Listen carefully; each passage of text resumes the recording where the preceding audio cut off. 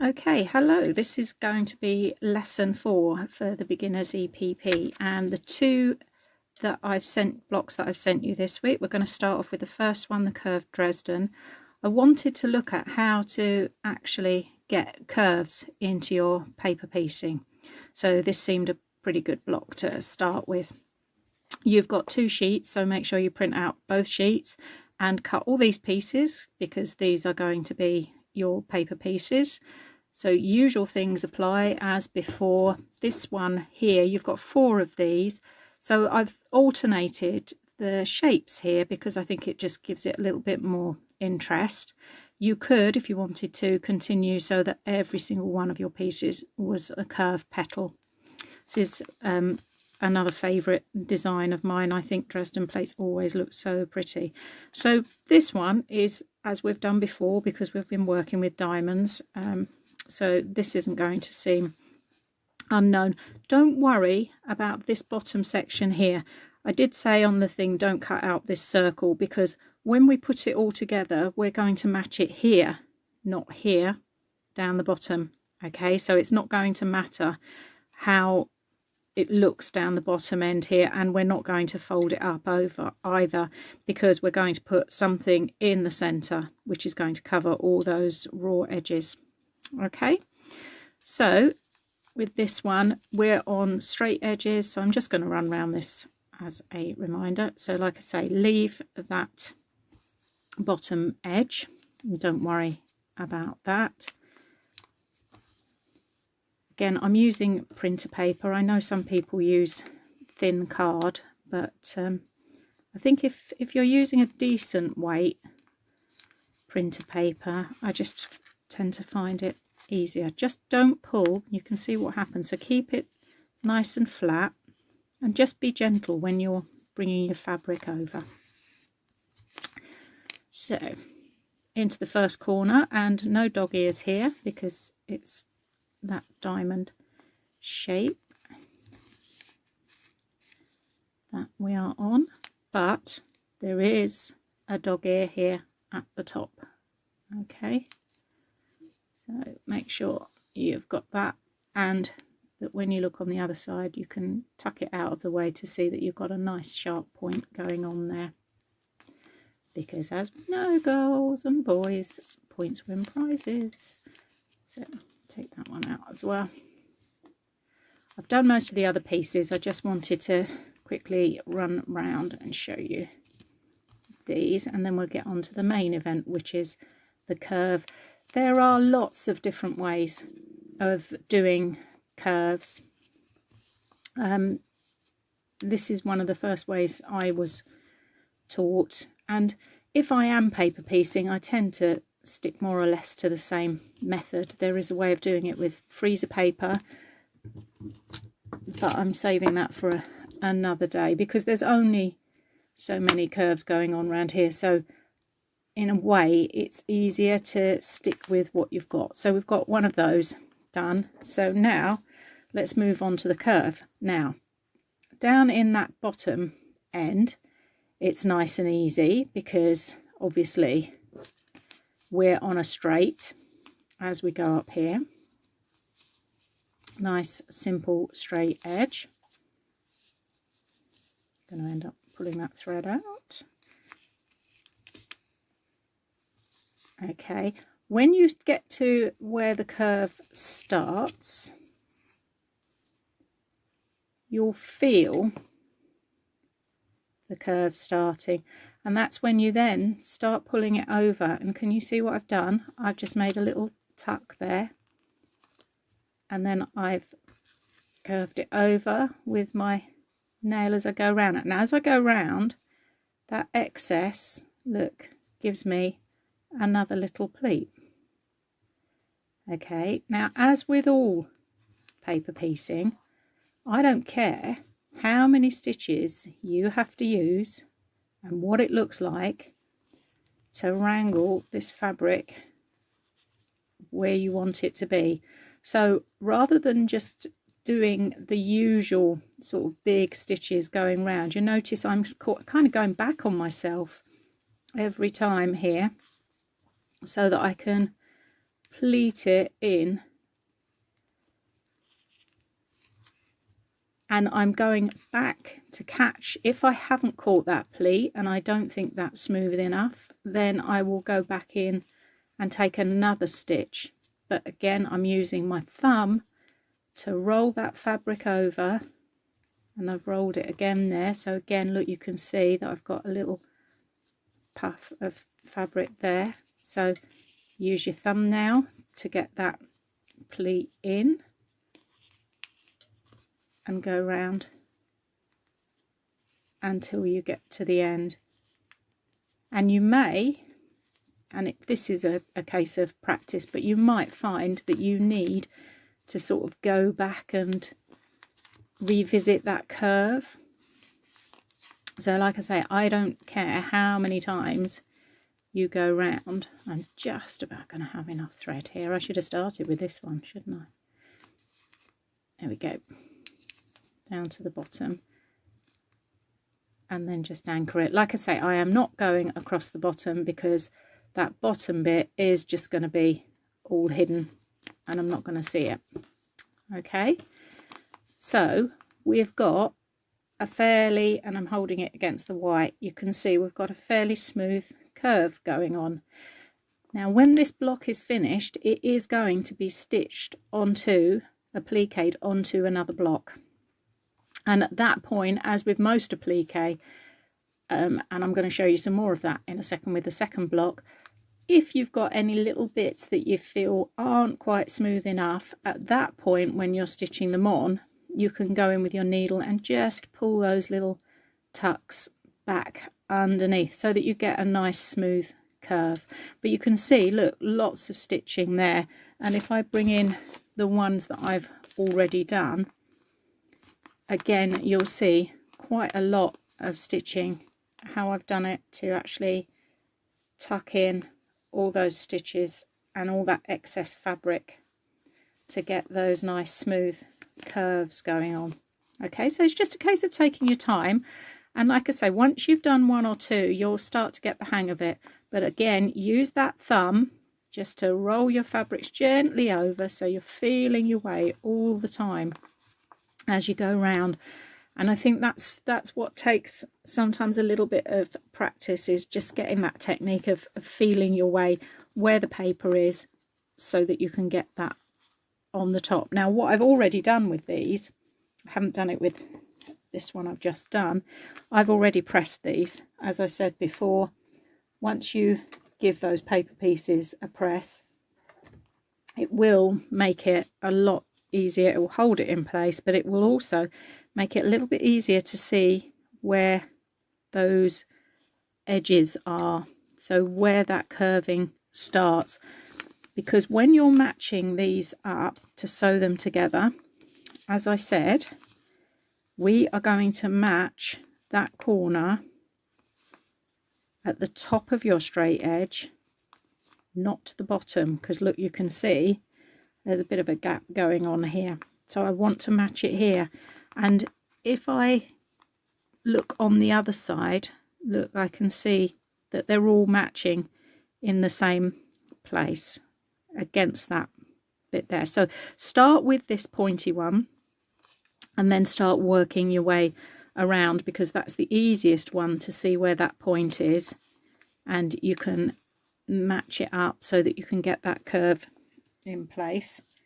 And it's the usual thing with anything. When we were doing the stars, when you're doing something that's all coming into the center, so when we did the 6-point stars, things like that, I always say to you, do half of your pieces.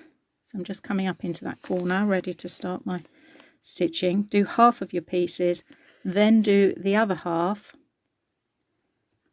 so that you can then put your two halves together so that you're working on a straight. And you'll probably just find that easier. If you then need to make any adjustments to get it to lay flat, and I think a few of you probably found that a little bit with, particularly with the stars, then you can make those little adjustments as you run across that center seam. So if I get those out of the way, you can see it. look, that's one half there, so I'm doing my other half, and then I will stitch them together along here and here. And as I say, if it's not laying flat, I can kind of pull that in a little bit, because that's the beauty of paper piecing, is that you have got those options to work on that, just, you know, because a couple of millimeters is surprising actually, just by making that couple of millimeters difference.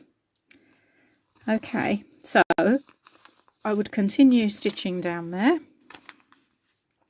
Okay, I've tried to keep this camera nice and close so you can see what I'm doing, so you might not see the whole block, but what I've done is I've gone with the deeper colour, and again somewhere around here I had it, I've used, I can't see it because it's clear, oh there we go. It's in hiding. Right, I've made a template, as I've done before, so that I can actually fussy cut and get my birds in the right place. So that's what I did. I think that was in lesson 2 we talked about fussy cutting.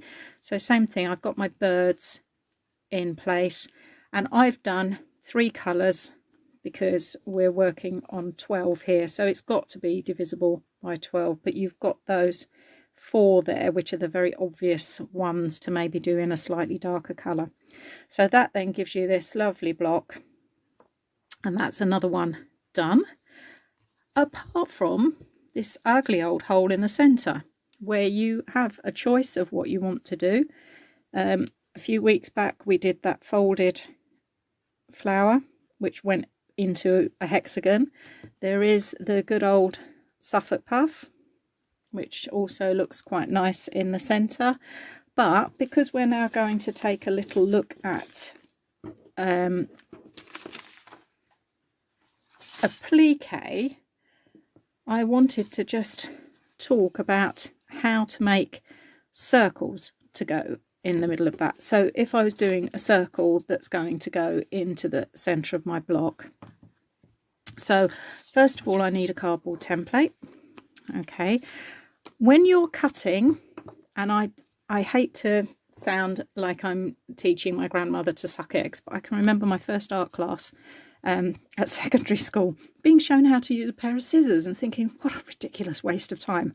However, it's not a ridiculous waste of time. When you're cutting a curve like this, I want a circle, and I want it to be as perfect as I can possibly get it, which is not easy when you're cutting with scissors. I use a small pair of, these are embroidery scissors. Don't lift your scissors off. So as I'm going round, I am not going to at any point do that. Well, obviously I have to show you, but keep going, because that way you will get a much smoother edge to your circle. Okay, and just keep going round, because the smoother the cardboard, when we do the next part of this process, and I'm going to show you 2 ways to do it, the better and smoother your circle, your finished fabric circle will be. Okay, so I've got that, I can feel it, it's pretty smooth, I can't feel any lumps and bumps, but that was partly because I just kept it in there all the time. I didn't don't go in like this, chomp, chomp, chomp.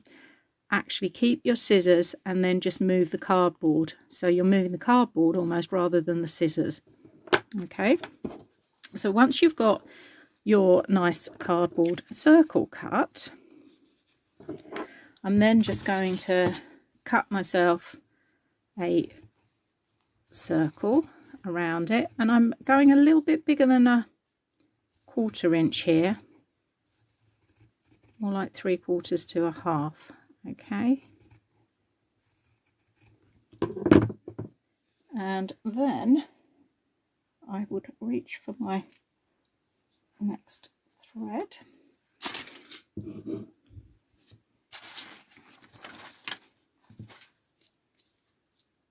I'll do something, I'll thread it up dark so that you can see exactly what I'm doing. And with this, we're going to gather it on to our circle. Okay, So I've got my iron to the side and that's ready. So let's just put, I'm going to put a big fat knot. I've doubled it and I'm going to put a big fat knot in the end of it because we're gathering and I don't want that knot to come out. So I'm also going to anchor it as well with one stitch, and then I'm doing reasonably about 1/4 inch apart. Okay, do it towards the outside edge because what we want is this needs to roll over onto our cardboard. So don't do it too far in, and you'll see what I mean when you do it, that if you cut it too close, the fabric, it's harder for it to actually roll over and gather onto the card. So look, some of you are probably sitting there thinking, oh my goodness me, this looks like yet another Suffolk puff. Similar thing. I'm sorry, but we repeat the same processes an awful lot to different effect in sewing.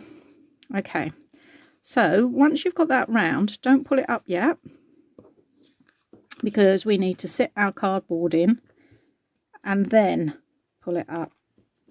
And you'll see what happens, that as soon as you pull it up, nice and tight, there you go, it's pulled over and creased onto there. So here's the tiniest little ironing pad in the world. I haven't knotted it, I am just holding that thread nice and tight, and the reason for that is because obviously I need to get that piece of cardboard out. I don't want to leave that in. So I'm just going to press that once on that side and then still pulling it tight. Just make sure it's nice and smooth. Can you see how curvy that is? And then I'm going to give that a really good press. Okay, and you'll see the cardboard look almost starts to come out shape, but when I let go I can remove the cardboard, just pull that back in again, but look, when I turn it over I've got a pretty good circle going on and I can press it again. Okay, the one thing I will say about this method is what I tend to do is press it. I don't do this until I'm ready to actually sew it on. This won't keep. Okay, if you just leave this hanging around in your sewing box, it will start to lose its shape. So I would definitely do this just before I'm ready to then put it into the center. So if this is my block and I was sewing, I could sew it just onto the block, or I could wait until I'm ready to put the block on. But there I've got my circle ready to go into the center there. Okay, another way of doing it as well is with tin foil, and it's a similar theory in that we are going to just cut a random piece of material. There we go. So I'm going to cut around my cardboard shape. I don't know which one of these methods I prefer, on the grounds that I'm always running out of tin foil in the kitchen. I'd probably just go with the sort of drawstring effect actually, because I do think actually this is a wee bit of a waste, if I can say it, of tin foil. So what I'm doing is folding up the fabric with the foil as I go around. Okay. Oh, this is the wrong size. I'm going to get another piece because that was quite big. There we go. I've cut that already for the leaf I was going to show you. So let's get that size. That's easier. Less waste as well. So as you go round, look, you can actually pleat it in. But like I say, I don't know, I rarely use this method. I've seen it used a lot and a lot of people swear by it, but I have to say the first way I was taught was the drawstring, and I kind of tend to go with that, really. I mean, if you wanted to have these all prepped and ready to go, then I suppose with this method you can leave it done.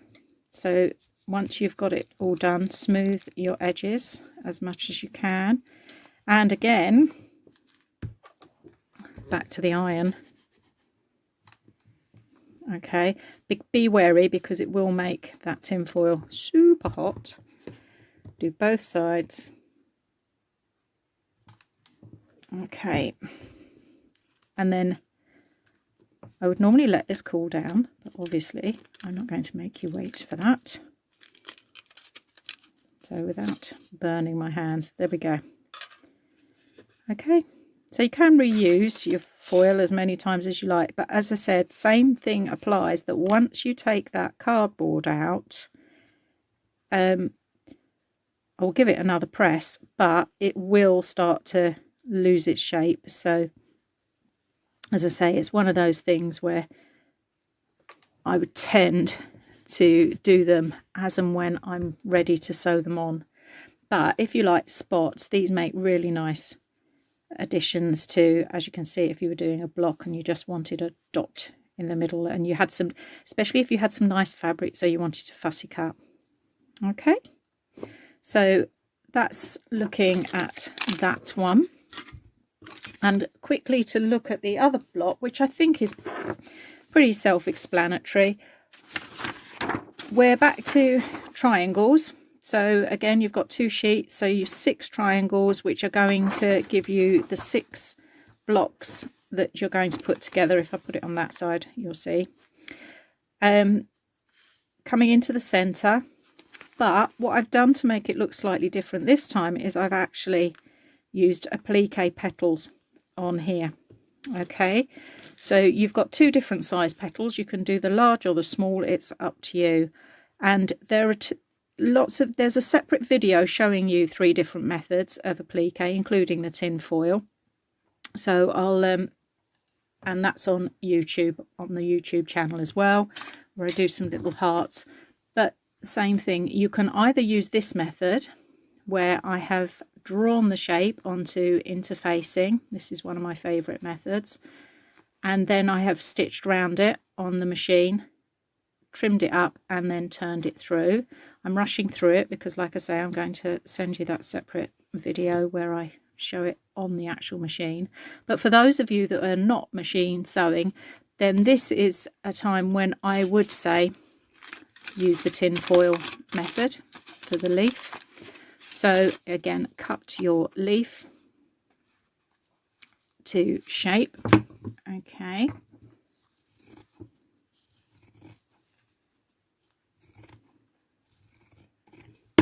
There we go.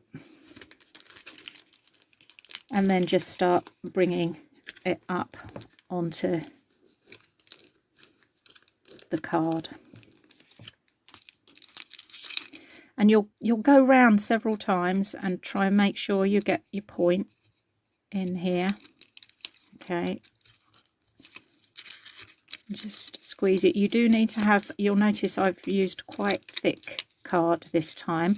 Often I'll say print out onto, you know, thin card with your computer, but on this occasion I would definitely cut, and this is cereal packet, so that you've got a decent weight of card to actually shift it onto. Okay, so that's all folded and done. Where's my mini? It's a coaster. You'll recognise it from a previous project we've done in Stitch Club. But it does work a treat when you just want the tiniest ironing board, because I don't want to have to mess around moving everything. There we go. So same thing, press it, leave it to cool, as opposed to this ooh, ooh, ooh, ow, ow. Right. Okay, and there we go. I've got a nice, neat, perfectly turned, needle turned petal, which I've put across the 2 colours on here. Okay, so remove the cardboard, and then as I go round stitching, I can tuck that under, but that crease is my guide as I go around. Okay, again, that little video that I'm going to send you shows you the stitch that you use when I'm stitching something on here, applique, and you can see if I hold it close, I use what's called a stab stitch, where I will take it really close to the edge, and I use that crease that we've made by whatever method you've used. Okay, so if I put this one in place, and I'm just going to pin it on. So if I'm just going to do this quickly. If I start here, anchor my thread, a couple of little stitches underneath out of sight, and then I'm going to come up into that crease. Okay, the interfacing, the white interfacing, I'm then going to use my needle to tuck that underneath out of the way, and then I'm going to take my next stitch directly in the same spot and then move along. Okay, because I've still got the papers in. Usually when you're doing this you wouldn't necessarily have papers in the bottom, but because I've got the papers in there, I'm just making sure I'm not going through the paper as well underneath.